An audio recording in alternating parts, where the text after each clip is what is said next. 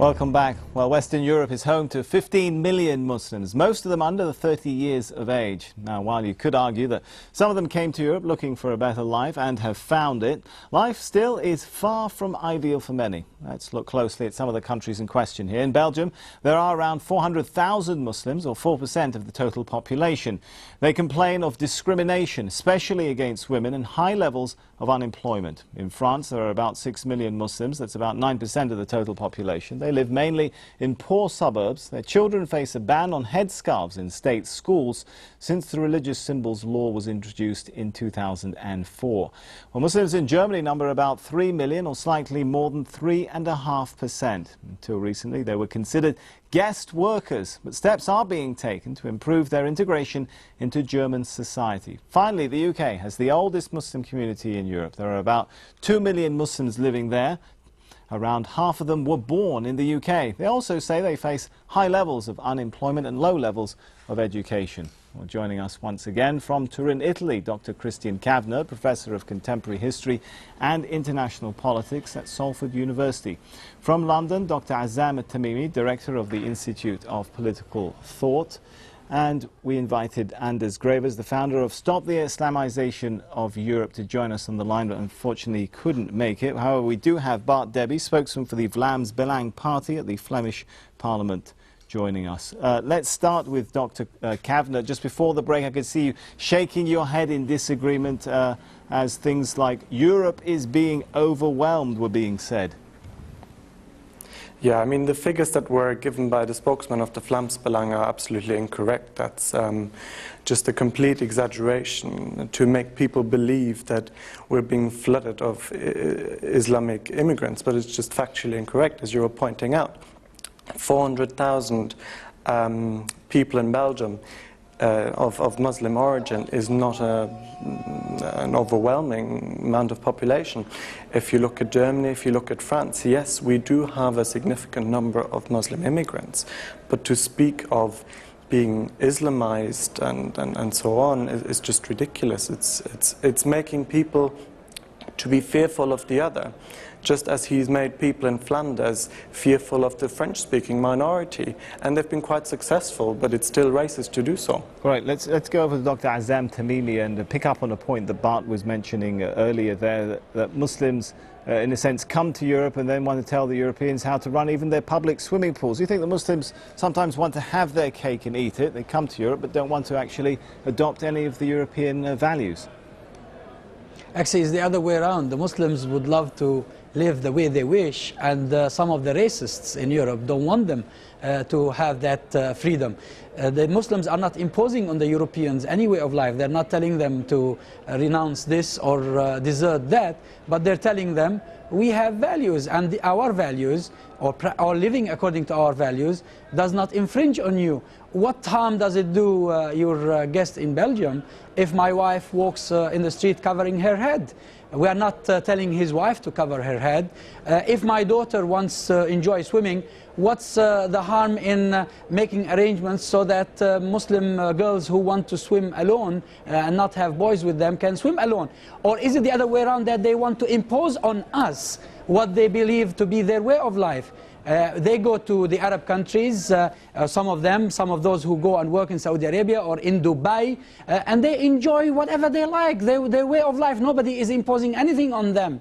And it's completely hypocritical when they talk about democracy and participate in a democratic process and want to deny the Muslims the right to live the way they want without infringing on the others. All right, let's take that point straight to Bart. Why not let others live the way they want to live, seems to be the question. Well, because in the western of Europe, we have historically our way of living. Let me turn it around. I should go. But the point, sorry to interrupt you, but the point that Dr. Tamimi seems to be making is that minorities should be allowed to live slightly differently if they want to, should they not?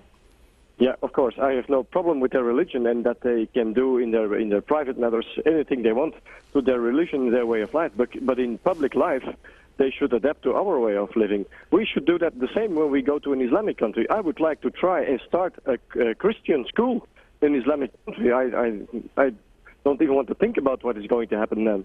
So, and I also think it's unbelievable that our children are obliged to eat halal food. Even when they don't want to, they don't even have the choice anymore. So that is absolutely opposite to our way of living here in the western of Europe. All right, let's go over to Dr. Kavnert. Is it culture or is it discrimination in housing and employment that are making a great divide between Muslim minorities and mainstream European societies? Well, firstly, I would disagree with the previous speaker that there is a European way of culture. There's a variety of them. We have 27 member states of the European Union. Within those 27 member states, there's a variety of ways of living. You've got very southern Italians that have their way of dealing with things in Sicily. You've got people in Sweden which are completely different in a number of things. And yes, there's a common denominator, but it's absolutely ludicrous to say there's one way of doing things in Europe culturally, and if they don't want to do it, then they should get out. That is ludicrous. In addition to that, I think it is true to say that unemployment is a particularly big problem amongst the Muslim immigration. If we look at France and the race riots, you can see how the kind of fear of not being able to do anything with your life, of not getting a job, being rejected by society is translating into violence. Now, we obviously have to say that those alienated terrorists don't tend to come from that background. So again, we shouldn't be mixing the debate on terrorism with the debate on immigration too much, because while there are some elements of immigrants who may have then been converted, it is equally true to say that there are some natural homegrown terrorists for instance, the latest failed attempt in Germany, where 2 out of the 3 potential terrorists were actually Germans. They were born as Germans, they were leading the German or the European way of life until they converted to Islam. Right, this is not a problem of immigration. Right, I'm going to bring Bart back into this. Let's look at the question from this perspective. What is it that Muslims could do to fit into Europe, in your opinion? Is there a place for them? Is there room for them? Sorry, was that the question to me? What is it that Muslims could or should do in order to fit into Europe, in your opinion? Is there a place for them in the continent? Of course, Muslims are welcome here when they are able. Okay, but then what's the price? Sorry? What is the price for their integration? Yeah, well, you call it a price. I don't call it a price. I call it a normal thing. When you move to another region in the world, certainly in public life, I don't mean in private life or in religion, but in public life, they should adapt our way of living. I think that is normal. I don't think that it is normal that, for another example, in Antwerp, some Muslim women who work for the city of Antwerp, so you see they find work. When they work for the city of Antwerp, the second thing is they try to make the mayor forbid Easter eggs and Christmas trees in the public offices because that would offend them. That is not adapting to our way of living. I say they can keep their religion. Of course, they can keep their religion. They can keep their way of life in all kinds of private matters. But in public life, it's our way of living. And in public life, that means that there are no separate swimming hours for men and children. That is not. I don't know any European country where that is like that. So not even in Belgium. And I say Muslims are welcome here, and I think they can be good for. I heard the word economics before. They can be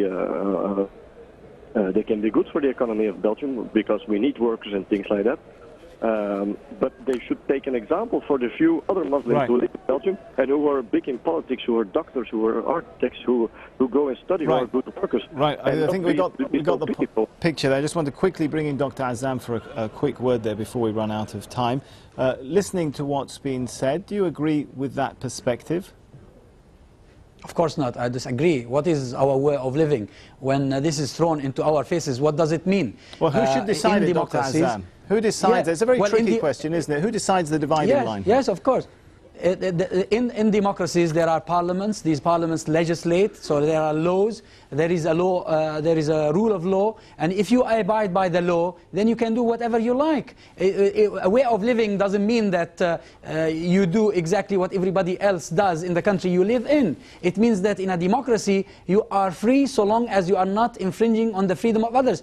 I don't see what this issue about girls swimming alone. What harm does it do to the others? Right, well, I mean, this is truly ridiculous. Well, I'm sorry, we'll have to leave the discussion there. From London, Dr. Azam At-Tamimi joining joining us from Italy, Dr. Christian Cavnert, and on the line from Belgium, of course, thank Bart Debbie from Vlaams Belang. And thank you so much here for joining us on this edition of Inside Story. As always, we welcome your comments and suggestions. Feel free to email them to us at insidestory@aljazeera.net. For now, it's goodbye.